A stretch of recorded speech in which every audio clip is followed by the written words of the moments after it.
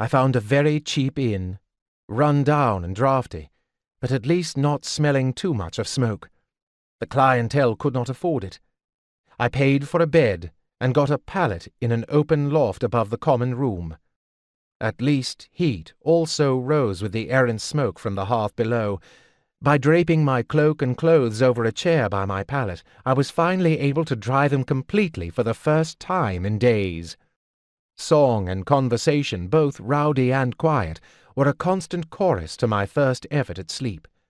There was no privacy, and I finally got the hot bath I longed for at a bath and steam house 5 doors away. But there was a certain weary pleasure in knowing where I would sleep at night. If not, how well. I had not planned it, but it was an excellent way also to listen to the common gossip of Blue Lake. The first night I was there, I learned much more than I wished to of a certain young noble who had got not 1, but 2 serving women with child, and the intimate details of a major brawl in a tavern 2 streets away that had left Jake Ruddynose without his namesake portion of anatomy, having had it bitten off by Crookarm the scribe. The second night I was at the inn, I heard the rumour that 12 King's Guards had been found slaughtered by brigands half a day's ride past Jernigan's Spring. By the next night, someone had made the connection, and tales were told of how the bodies had been savaged and fed upon by a beast. I considered it quite likely that scavengers had found the bodies and fed from them. But as the tale was told, it was clearly the work of the wick bastard who had changed himself into a wolf to escape his fetters of cold iron, and fallen upon the whole company by the light of a full moon to wreak his savage violence on them. As the teller described me, I had little fear of being discovered in their midst. My eyes did not glow red in firelight, nor did my fangs protrude from my mouth.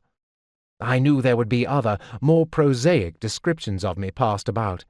Regal's treatment of me had left me with a singular set of scars that were difficult to conceal. I began to grasp how difficult it had been for Chade to work with a pock-scarred face.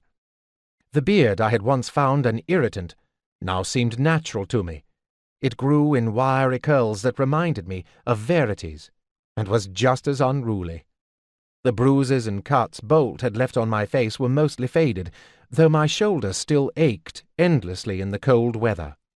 The damp chill of the wintry air reddened my cheeks above my beard, and fortunately made the edge of my scar less noticeable. The cut on my arm had long healed, but the broken nose I could do little about. It, too, no longer startled me when I saw it in a mirror.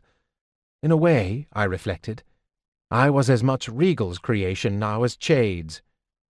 Chade had only taught me how to kill. Regal had made me a true assassin.